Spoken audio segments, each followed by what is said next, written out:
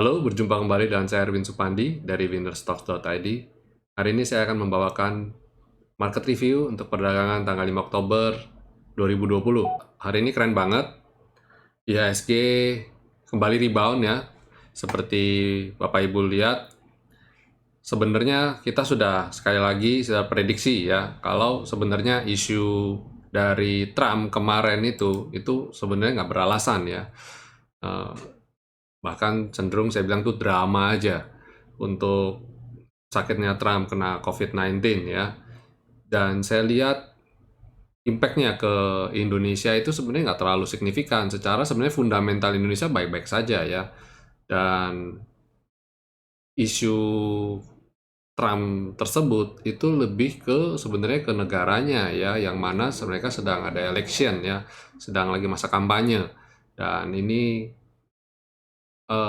motivasinya lebih ke mencari perhatian publik ya.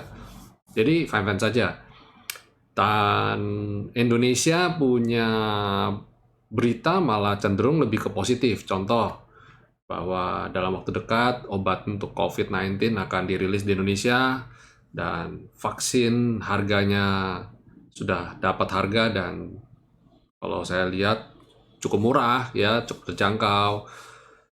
Jadi ini progresnya bagus ya. Kalau obat dan vaksin ini ada titik terang, optimisme pasar terhadap ekonomi Indonesia pasti akan bagus juga ya, akan naik, meningkat. Dan terlebih lagi valuasi fundamental dari perusahaan-perusahaan yang harganya saat ini itu sedang sangat-sangat murah, terdiskon sangat murah. Beberapa bahkan setara dengan harga di tahun 2016 kemarin. Kan keren banget, harga 2016 itu berarti 4 tahun yang lalu. Jadi kalau Bapak Ibu masuk posisi 2016 sampai hari ini harganya sebenarnya flat saja. Dan saya sudah buat video ulasan khusus untuk itu ya. Ada dua. Yang pertama mengenai ulasan sektor telekomunikasi. Saya lebih menitik beratkan pada Telkom, Indosat, Excel, dan Friend. Bapak Ibu bisa nonton. Dan ada satu video lagi sebenarnya, tapi video ini saya nggak rilis di publik, yaitu tentang bagaimana caranya trading nabung saham ya, hybrid ya, trading plus nabung saham atau nabung saham plus trading.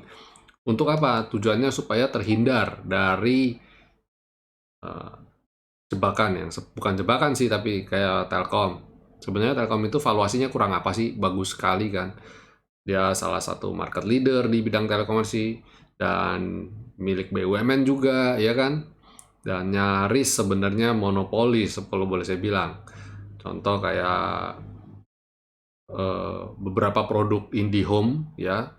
Itu IndiHome itu ada di beberapa daerah Indonesia, banyak itu cuma dia sebagai satu-satunya penyedia layanan broadband. Harusnya bagus sekali kan. Bertahun-tahun membukukan net income yang sangat wow banget dan rutin membagikan dividen dengan dividen yield 4%-an. Kurang apa?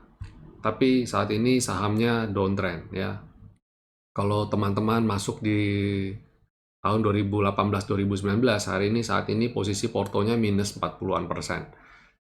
Sedih kan? Nah, itu saya sudah buat video khusus untuk itu. Jadi Bapak Ibu yang mau belajar, join VIP, kita akan ajarkan bagaimana caranya untuk trading dengan hybrid ya, nabung saham. Satu lagi, kita juga di grup juga memberikan pendidikan ya, bagaimana caranya menghitung risk and reward ya, sehingga kita juga terhindar ketika saham-saham itu naik turun ajut-ajutan. Kita nggak trading sampai gimana-gimana banget.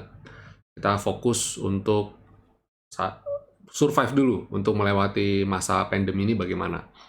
Jadi ketika market ajut-ajutan kayak kemarin, kita malah serok ya, hari Jumat malah serok dan hari ini kita profit lagi.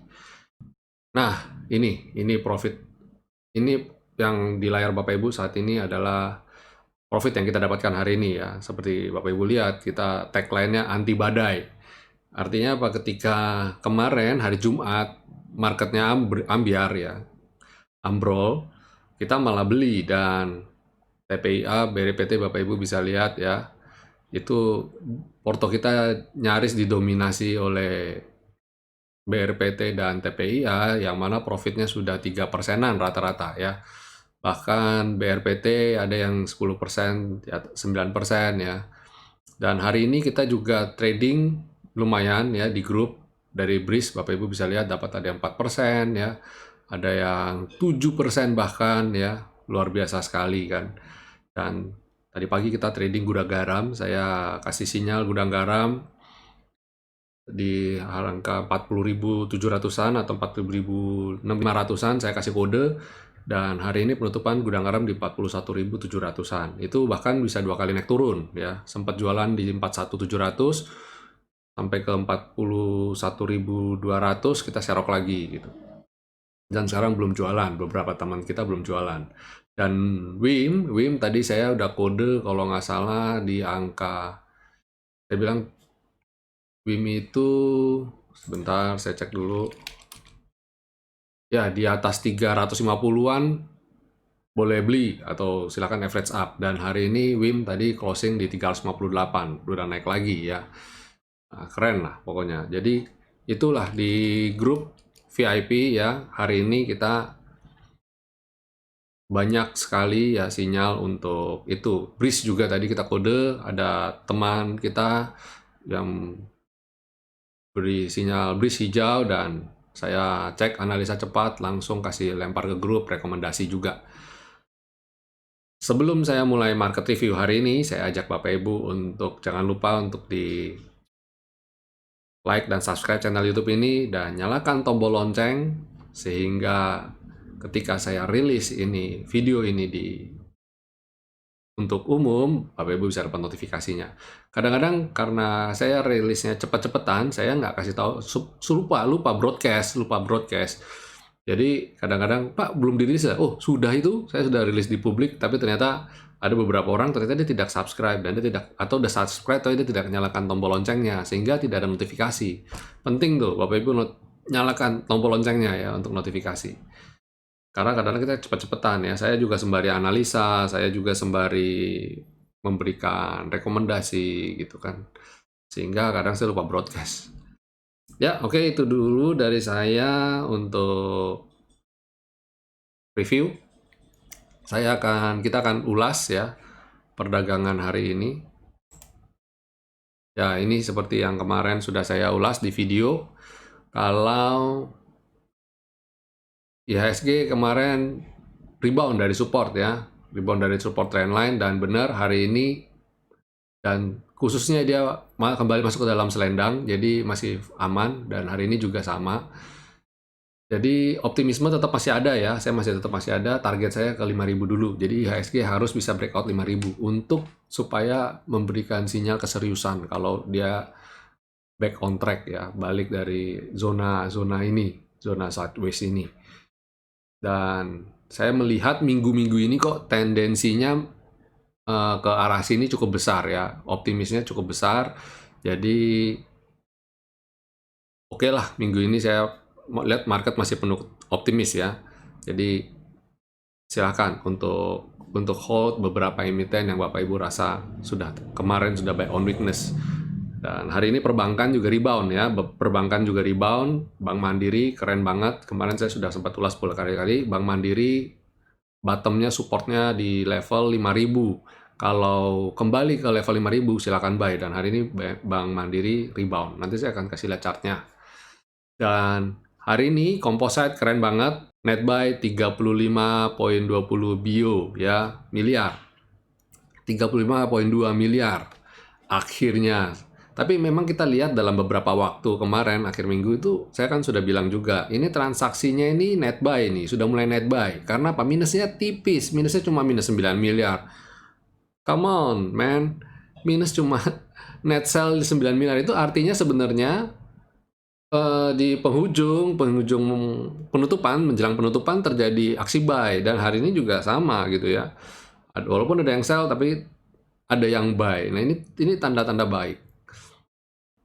Kita akan coba masuk ke review sektoral. Sektoralnya bagaimana?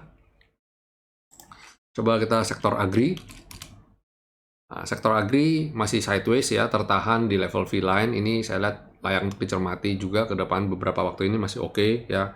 Kemudian infrastruktur juga masih tertahan. Saya masih belum lirik ya, seperti sesuai ulasan saya kemarin, Telkom masih ada di zona downtrend. Jadi stay away dulu dari Telkom. Telkom merupakan salah satu pemberat indeks juga ya. Saya lihat Telkom hari ini asing masih net sell ya, 83 miliar ya hari ini, dan stay away dulu lah dari itu. Terus mining masih tertahan ya di selendang, masih sideways juga, masih nggak terlalu oke. Kemudian trade juga masih sideways. Yang keren hari ini basic industry keren banget, sudah di atas skyline ya, ini keren banget. Seperti saya sudah bolak-balik wanti-wanti, kalau selain finance, saya paling suka sama basic industry ini ya.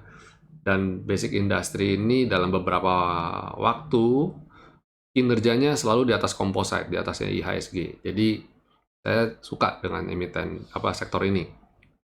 Kemudian finance, hari ini finance rebound. Nah kan rebound, dia sudah masuk ke dalam selendang dan cakep banget ya. Besok kalau candlenya biru tua, bagus ya. Saya masih hold Bank BRI. Dan buy on weakness, rekomendasi buy on weakness Bank BNI, Bank Mandiri ya. Nanti saya kasih lihat chartnya. Kemudian consumer ya keren ya, balik lagi ya. Karena inilah saya bilang kalau sektor consumer itu safe haven sih sebenarnya. Jadi aman lah, cenderung aman. Buy on weakness tuh cenderung aman banget. Properti khususnya harusnya hari ini bagus semua, tapi ternyata karena sebenarnya yang terbang itu bobotnya tidak berat ya, tidak berat memegang market cap di sektor properti, jadi tidak signifikan, tapi cukup oke untuk sektor properti, khususnya sektor properti industri ya, karena banyak relokasi industri dari negara lain, China khususnya menuju Indonesia ya. Jadi emiten-emiten yang properti yang bergerak di bidang lahan industri, lahan untuk industri ya, kompleks perindustrian itu oke banget ya. Ada Kija, ada BES, Dimas ya, itu oke banget. Kemudian miscellaneous industry saya bilang sentimennya sebenarnya masih belum oke, cuma ada relaksasi seperti DP murah ya, atau kalau nggak penghapusan atau keringanan pajak kendaraan, mungkin itu akan ke depannya akan jadi katalis positif bagi sektor ini. Cuma saat ini belum ke arah sana. Belum signifikan lah ya, belum signifikan. Oke, saya cepat saja. Kita akan ulas saham apa ya kira-kira untuk besok ya. Untuk besok tuh emiten apa yang oke. Pertama saya akan rekomendasikan JAST. JAST ini keren banget ya. Telekomunikasi, tapi ini adalah saham lapis ketiga. Jadi ini saya jarang sekali sebenarnya rekomendasikan yang saham-saham gorengan, tapi melihat ini kemungkinan masih bagus ya. Jadi oke, Bapak Ibu silakan masuk. Saya wanti-wanti kalau bisa dananya jangan besar-besar di sini karena secara ini saham lapis ketiga ya. Kemudian selain JAST, saya ada lihat Dimas. Dimas ini juga oke ya. Silakan Bapak Ibu yang mau trading besok untuk Dimas. Kemudian ada BSDE juga ini oke banget ya. Kalau untuk BSDE saya kasih target jangka pendek ya, kalau bisa dia harus breakout 815. Kalau dia belum bisa breakout 815, hati-hati. Atau kalau enggak jual di level 815 ini, yang mana masih 4,5% nih kan. Targetnya ini 815 nih. Banyak orang berkata, Pak, kok bisa ya Pak? Kok bisa targetnya bisa sesuai? Ya ini yang saya sebut sebagai kuantitatif. Ya. Ini algoritma. Jadi algoritma itu kita sudah menghitung memang targetnya kemana-kemana dan stop lossnya kemana ya. Oke, itu BSDE. Kemudian BRIS. Nah, BRIS ini juga saya rekomendasikan Bapak Ibu. Setelah dia tertahan di level skyline, keluar breakout dari level selendang. Nah, ini keren banget. Tadi saya sudah sempat kasih kode ya, breeze cakep gitu di 810-an, 805 kalau nggak salah. Saya sudah kode. Saya ingat banget karena pas waktu itu saya lagi di samping teman saya dan saya bilang, breeze boleh you beli gitu, 805, 810. Nah, dan close-nya 840 ya. Ini keren banget. Boleh lah. Terus satu lagi mungkin ada Bank Mandiri. Bank Mandiri ini kalau bisa naik ke atas selendang ya, which is di atas inilah 5425 ini bagus ya. Jadi kalau dia bisa breakout 5425, target terdekat ke 5600 saya yakin bakal gampang untuk dicapai ya. Dan selanjutnya bisa ke 5825. Ya, ini sudah lebih dari 5 ya Bapak Ibu. Bagaimana dengan yang lain kayak BRPT, TPIA itu tetap masih on the track, jadi nggak usah saya rekomendasikan lagi. Ini yang saya rekomendasikan adalah yang baru ya, yang kira-kira Bapak Ibu mau untuk trading, belum mau masuk gitu ya. Oke, itu dulu market review dari saya. Cepat saja, sudah 17 menitan. Dan jangan lupa Bapak Ibu, sekali lagi saya ingatkan untuk di like dan subscribe channel YouTube ini dan bantu channel YouTube ini untuk berkembang. Caranya apa? Caranya dengan share. Saya setiap hari memberikan ulasan market review. Nantikan market review ini jam 8 pagi. Kalau Bapak Ibu ingin yang lebih detail lagi, silakan join grup VIP kita dan dengan harga yang sangat-sangat affordable sekali. Oke, jangan lupa Bapak Ibu untuk selalu gunakan masker dan rajin-rajin mencuci tangan dan jaga jarak ya, social distancing. Sayangi keluarga Anda, sayangi lingkungan, dan tentu saja sayangi diri Anda sendiri. Oke semua, God bless, happy cuan. Goodbye, see you tomorrow.